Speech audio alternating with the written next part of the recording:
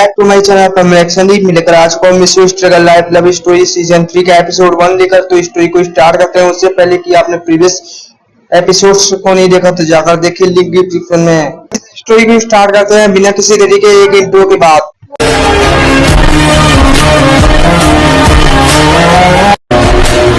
में दिखाया गया था कि सुमरे अपने काम पर निकल चुकी थी। अब हम देखते हैं 2 साल बाद का सीन, जहां पर हमें एयरपोर्ट पर सीन दिखाया जाता है। एक लड़का अभी सूटकेस लेकर एयरपोर्ट से निकल रहा होता है और उसके हाथों में हमारी सुमरे की एक तस्वीर होती है। वो उसे देखकर बोल रहता है कि फाइनली मैं तुमसे मिलने आ ही गया। 5 साल बाद यहाँ आया हूँ, वो भी सिर्फ सुमरे के लिए। सुमरे, मैंने तुम्हें प्रॉमिस किया था, अब मैं वो वादा जरूर निभाऊंगा। चाहे कुछ भी हो जाए, मैं तुम्हारे साथ हमेशा रहूंगा। 5 साल बाद जापान वापस आया हूँ, वो भी सिर्फ मेरी सुमरे के लिए। वो कैसी होगी वो मुझे पता नहीं, लेकिन मैंने उसे जाने से पहले प्रॉमिस किया था कि मैं 5 साल बाद उसे वापस लेने जरूर आऊंगा, चाहे कुछ भी हो जाए। मैं उसी वादे को पूरी करने के लिए जापान वापस आया हूँ, जो मैंने 5 साल पहले सुमरे से यूएसए जाते वक्त किया था। अगर मैं उस दिन सुमरे को ये प्रॉमिस नहीं करता कि 5 साल बाद मैं उसके लिए वापस जापान आऊंगा, तो वो मुझे कभी भी जापान से यूएसए जाने नहीं देती। और ऐसे में उसकी करियर के साथ साथ मेरी फैमिली का करियर भी शायद बर्बाद हो जाती।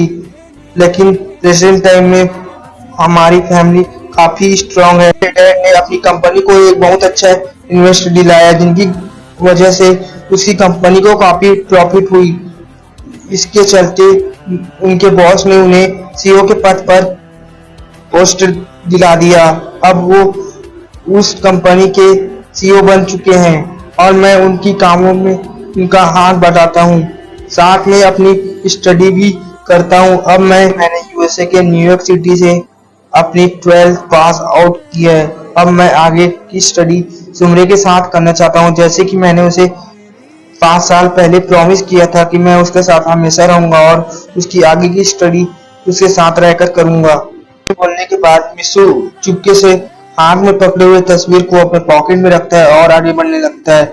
आगे चलकर उसे एक शॉपिंग मॉल दिखती है, जहां पर वो मिस सुमरे के लिए एक टॉय और एक फ्लावर पॉट खरीदता है उसे गिफ्ट देने के लिए।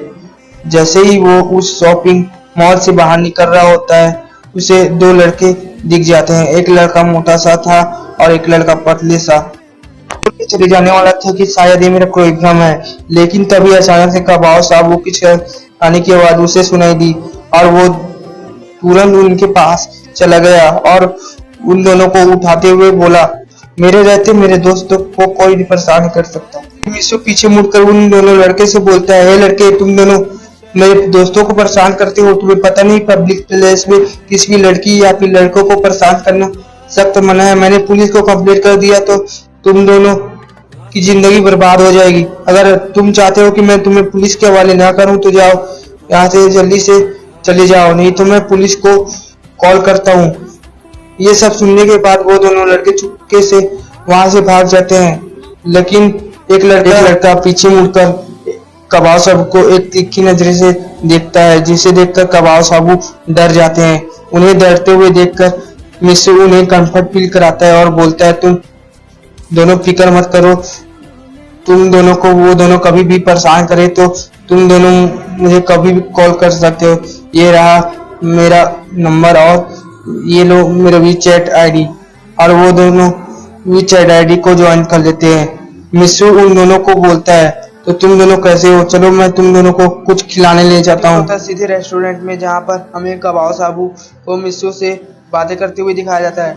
सबसे पहले मिसू को वो दोनों उनकी मदद करने के लिए थैंक यू बोलते हैं। उसके बाद वो दोनों माफी मांगने लगते हैं। उन्होंने मिसू के बचपन में उसे काफी बुले किए करते थे, उसके लिए उन दोनों को मिसू माफ करते हुए बोलता है, ठीक है, मैं तुम दोनों को माफ करता हूँ। मुझे तुम दोनों से कोई शिकायत नहीं है दोस्त, क्योंकि जो हो चुका है वो हो चुका। अब आगे की बात करते हैं। अच्छा, तुम्हें पता है कि हाल ही में सुमरे ने किस यूनिवर्सिटी में अपना एडमिशन करवाया है?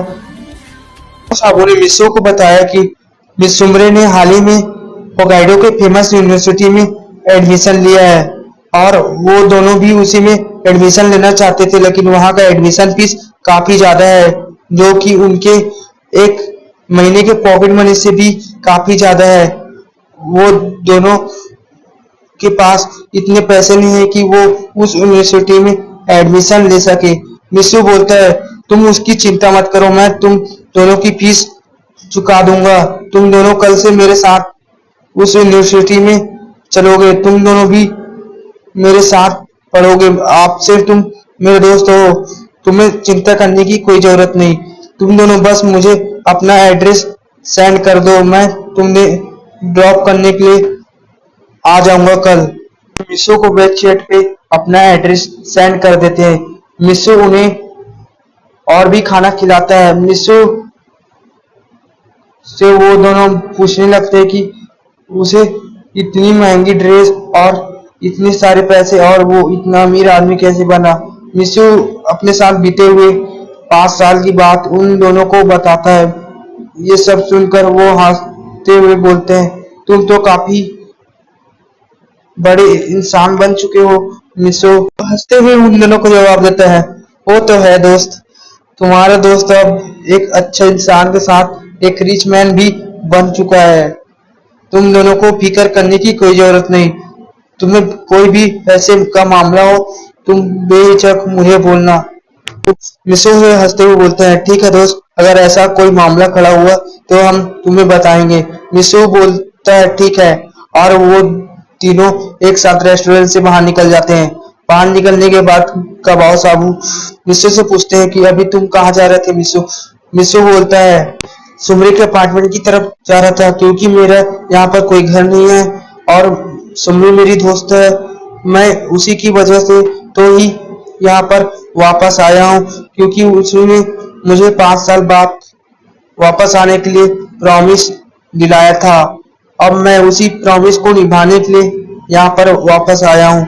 मिस्सू को ये सब बोलते सुनने के बाद कबाब साबू समझ जाते हैं कि सुमरे 2 साल से इतनी खामोश और अकेली क्यों रहने लगी थी। कबाब साबू मिस्सू को 2 सालों की बात बताता है कि सुमरे एकदम खामोश और अकेली रहती थी। उसने सभी से बात करना भी बंद कर दिया, वो बस अपनी पढ़ाई पर ध्यान देने लगी थी। जब से तुम गए थे तब से वो किसी और से भी बात करना पसंद नहीं करती थी, यहाँ तक कि वो हमसे सिर्फ कभी कभी बात किया करती थी। तो बोलता है, अच्छा ऐसी बात है। मिस्सू बोलता है, ठीक है, तो फिर मैं तुमसे कल मिलता हूँ, अभी मैं जा रहा हूँ, बाय। और वो घर के लिए चला जाता है।